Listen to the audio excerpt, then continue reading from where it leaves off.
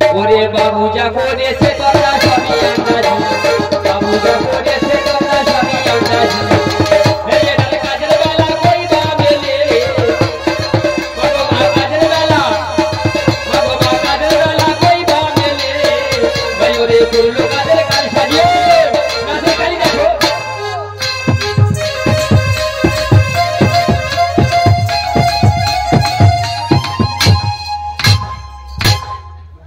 নাচের কালি দেখাচ্ছ ওই আমি এদের যত দিচ্ছি ছেড়ে এরা ওই দিনে দিনে যাচ্ছে বেড়ে, বাবা এদের যত দিচ্ছি ছেড়ে এরা ওই দিনে দিনে যাচ্ছে বেড়ে। ওই আবার রক্ত হলে পাটের ধারে, ওই আবার রক্ত হলে, ওই আবার রক্ত হলে পাটের ধারে কটা ধান গড়ে খাবে পারে।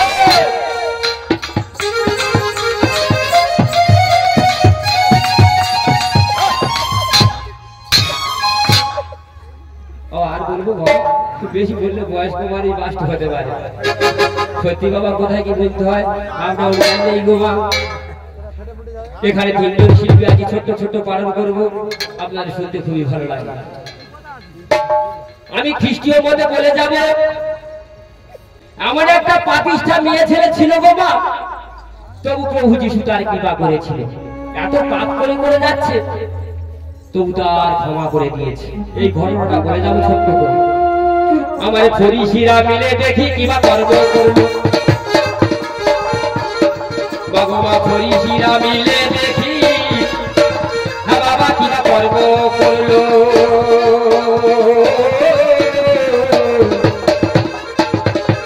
প্রভুর কাছে গিয়ে দেখি উপস্থিত হলো।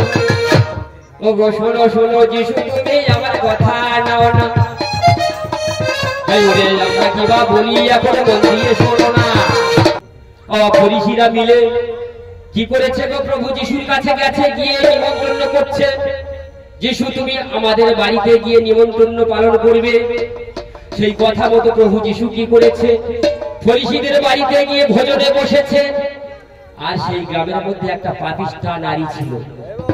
পাপিষ্ঠা নারী চিন্তা করছে আমি জীবনে এত পাপ করেছি, ওই ফরিসিদের বাড়িতে প্রভু এসেছে, প্রভুর কাছে গেলে মনে হয় আমার সমস্ত পাপ দূর হয়ে যাবে। এই চিন্তা ভাবনা করতে করতে সেই নারীটি কি করেছে, একটা শ্বেত পাথরের বাড়ি নিয়েছে। আর শ্বেত পাথরের বাড়িতে সুগন্ধি তৈল নিয়ে প্রভু যিশুর কাছে যাচ্ছে। আর প্রভুর মনে মনে ডেকে ডেকে যাচ্ছে, ওই আমার মন পাখি রে জয় যিশু বলো না, ওই আমার প্রাণ পাখি রে জয় যিশু বলো না। ওরে যিশু বলে বাহু তুলে একবার ডাকো না, আমার মোহন পাখি রে জয় যিশু বলো না।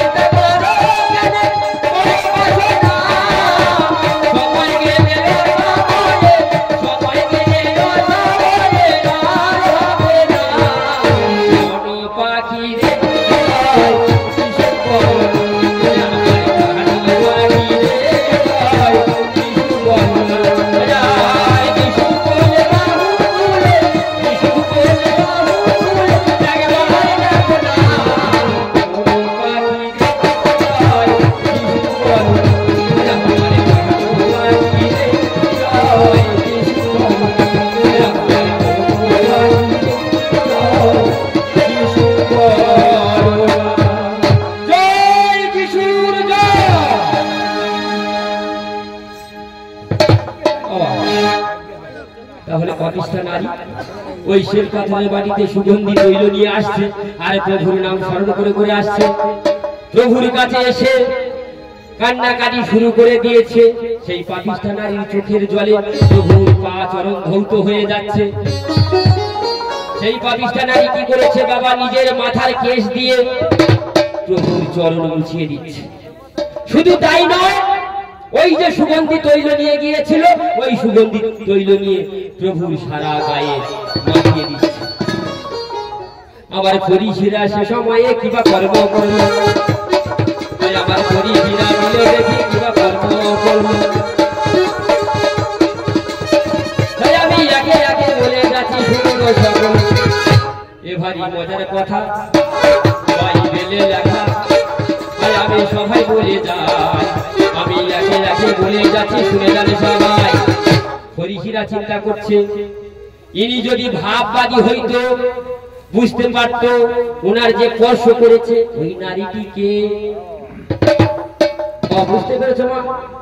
ভাববাদী বলতে যদি অন্তর্জামী অন্তরে বুঝতে পারত যে ওনার যে স্পর্শ করেছে ওই মেয়েটিকে। আমার প্রভু আমার অন্তরেতে জানিতে পেরেছে, আমার সদা প্রভু অন্তরেতে জানিতে পেরেছে।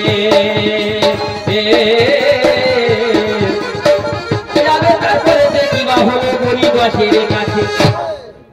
যখন ওরা মনে মনে এই চিন্তা ভাবনা করছে যে ওই পাপিষ্ঠ নারী স্পর্শ করেছে উনি বুঝতে পারছে না, প্রভু অন্তরে সবই বুঝতে পেরেছে। প্রভু বলছে, শিমন যাহাকে পিতর বলে, ফরিসিদের মধ্যে বলছে, এই শোনো, তোমাদের কাছে আমার একটা কথা আছে। তোমরা মনে মনে চিন্তা করছো ওই পাপিষ্ঠ নারী আমার স্পর্শ করেছে আমি বুঝতে পারছি না। তোমার বাড়ি যে অবধি আমি এসেছি তোমরা তো আমার পা ধৌত করার জন্য জল দিলে না। শুধু তাই নয়, ওই মেয়েটি চোখের জল দিয়ে আমার চরণ ধৌত করে দিয়েছে, নিজের মাথার কেশ দিয়ে চরণ মুছিয়ে দিয়েছে, আর ওই সুগন্ধি তৈল নিয়ে আমার সারা গায়ে মাখিয়ে দিয়েছে। তোমরা তো কই কোনো তৈল নিয়ে আমার মস্তক অভিষিক্ত করিলে না। এই যে পাপিষ্ঠ নারী হতে পারে এনার যা ভক্তি আর বিশ্বাস, তাই বলছি শোনো, ওনা ওই যে নারীর সমস্ত পাপ ক্ষমা হয়ে গেল।